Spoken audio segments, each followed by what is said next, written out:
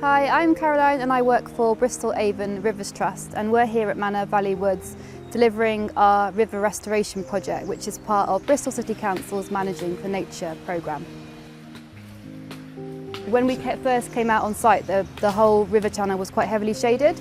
So basically we are using a technique called coppicing, which is taking the trees right back down to the base, and then that enables more light to come into the watercourse, so you get more vegetation in stream, and also it enables bankside vegetation to grow as well. And also with the material that we've coppiced, we're strategically creating dead hedges across the site, and the idea is that we create these sections of the river where we're reducing access by humans and dogs, and that enables us to have a mosaic of areas where we're letting wildlife recover, and then we've also got areas that are more open and people can access and enjoy being in the river and letting their dogs paddle. Another technique that we've been using extensively across the site is the creation of in-stream woody structures. Yeah, look, actually. So in this section of the river, there was the biggest opportunity for us to connect the river to the adjoining land. So in this section, we've put in 2 or 3 woody structures. So there's the woody structure at the far end, which is a berm, and that's deflecting the flow. And then this structure here is basically trying to, again, deflect the flow so the water connects to that side bank. So one of the techniques that we've tried to use on this with this project is hinging trees. So that basically means that we hinge the trees, we don't cut them off completely. So you'll see here, the tree is still connected, and that basically means that the tree will remain alive. So it's more secure, and it will also, the vegetation will carry on growing, and it will add more. There'll be more vegetation within the stream channel. These structures create in-stream habitat as well for fish and invertebrates.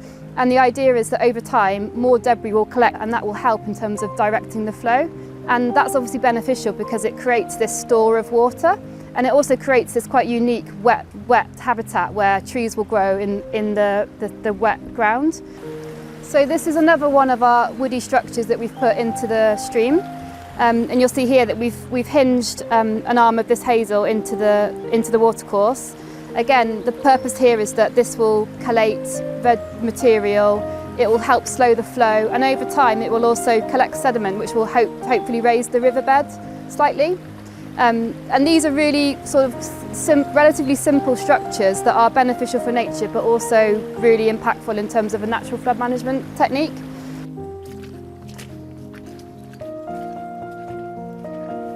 Yeah, it's really amazing. Like, a few of my colleagues have said this is the best habitat they've seen in the whole catchment. Wow. This is what we're trying to replicate further up. We're trying to recreate this kind of habitat.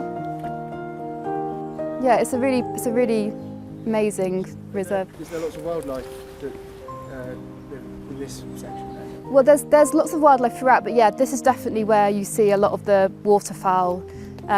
We've seen buzzards here. This will also be a really good habitat for fish as well, because fish need gravel to spawn. So to reproduce, fish need clean gravel. So it's really important that the river has a balance of sediment, clean gravel, pools, riffles. I think it's just a dynamic habitat that we're trying to replicate.